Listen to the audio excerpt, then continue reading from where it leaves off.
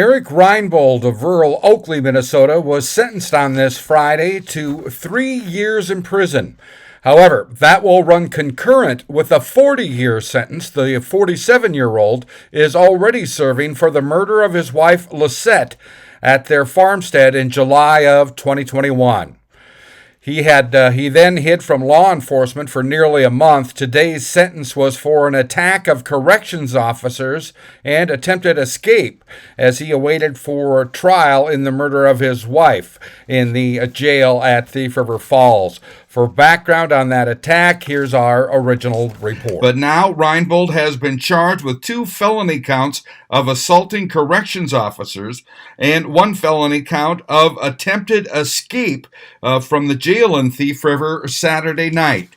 Now, here are details on all this, reading from the criminal complaint without using the names of the correctional officers. Quote, officer asked the inmates of Charlie Pod if any of them needed over-the-counter medications. Reinbold stated that he did. The officer was standing on the opposite side of the medication cart to where inmates were exiting Charlie Pod.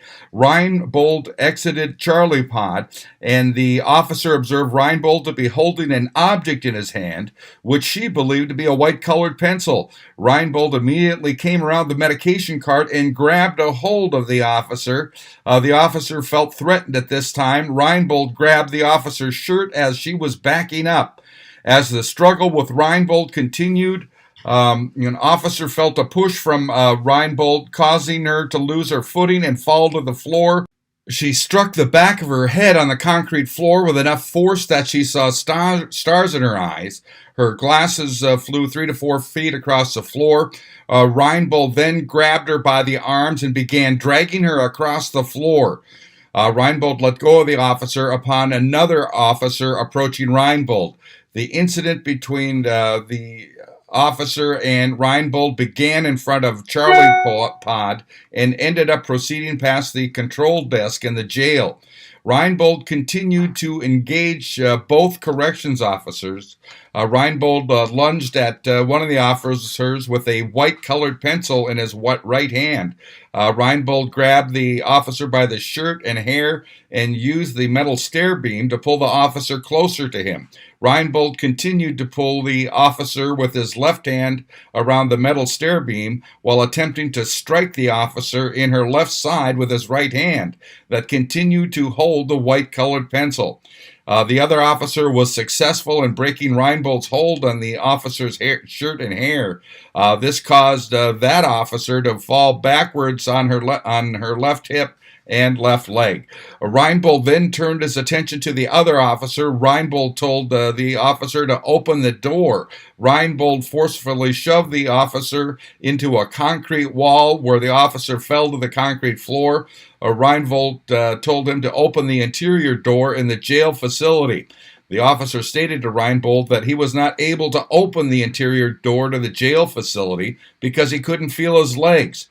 After the officer refused to comply with Reinbold's demand, Reinbold ripped the officer's star-shaped corrections badge from his chest and attempted to use it on the badge reader to open the interior door in the jail facility.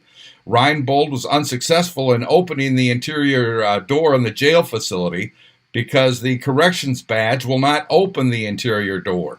Upon unsuccessful attempts to open the interior door in the jail facility, Reinbold stood over the officer and holding the white-colored pencil to the officer's throat, demanding that he open the interior door to the jail facility. The officer was scared that Reinbold was going to hurt or even kill himself or the other officer. The officer proceeded back to the control desk and let another officer out of the Alpha Pod. Prior to the door opening in Alpha Pod, the officer heard the other corrections officer yelling, "He's attacking me," and unholstered her department-issued taser so that she would be ready in the Alpha Pod when the door was opened.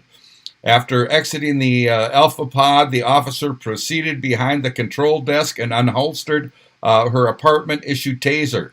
The officer approached Reinbold, who had the other officer pinned to the floor and against a concrete wall, holding a white-colored pencil to his neck. The officer attempted to verbally de-escalate the situation to no avail.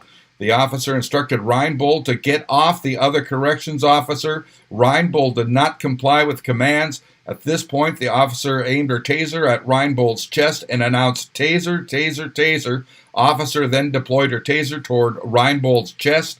Due to the amount of clothing Reinbold was wearing, the taser probes did not penetrate completely as Reinbold's body did not lock up. The taser probes managed to be slightly effective because Reinbold dropped the pencil and started to fall over. In falling to the floor, Reinbold grabbed the officer and attempted to fight with him. The officer pulled the trigger of the taser a second time. However, it was not effective on Reinbold. Then two officers physically attempted to remove Reinbold from the third officer. The officer observed Reinbold attempt to remove the taser from another officer's hand. The officer was successful in removing the spent cartridge from the taser. And then an officer observed that Reinbold had a Pennington County issue badge in his left hand with the badge pin sticking out. The officer placed all of her weight down on Reinbold to keep his hands on the ground because the officer feared that Reinbold would try to stab one of the corrections officers with the badge. Reinbold continued to resist corrections officers' efforts to control him. Officer used a taser with the cartridge removed and drive stunned Reinbold on the right side of his rib area. This caused Reinbold to release the Pennington County issued badge from his hand. An officer was successful in sliding the Pennington County issued badge away from Reinbold so that it could not be used as a weapon. Reinbold's hands were placed behind his back where he was handcuffed at approximately 9:29 p.m. Saturday. Then Thief River Falls police officers also arrived to the jail and assisted the jail staff in putting Reinbold in a holding cell. The Pennington County deputy was dispatched to the jail and arrived and learned that the one officer was going to be taken by ambulance to Sanford and Thief River for a head injury she suffered during the incident with Reinbold. And the officer and the deputy spoke with the other corrections officer and learned prior to the incident with Reinbold he was suffering from back problems. The corrections officer stated to the deputy that during the incident he felt additional pain in his back and that when Reinbold had him on the ground he could not feel his legs and try to get Reinbold off of him. That corrections officer also went to the emergency room at Sanford to be checked and was released. Again, Reinbold now sentenced to 3 years in prison for that attack on corrections officers. However, it will run concurrent with the 40-year sentence he's already serving for the murder of his wife, Lisette. I'm Neil Carlson reporting for iNewZ.TV.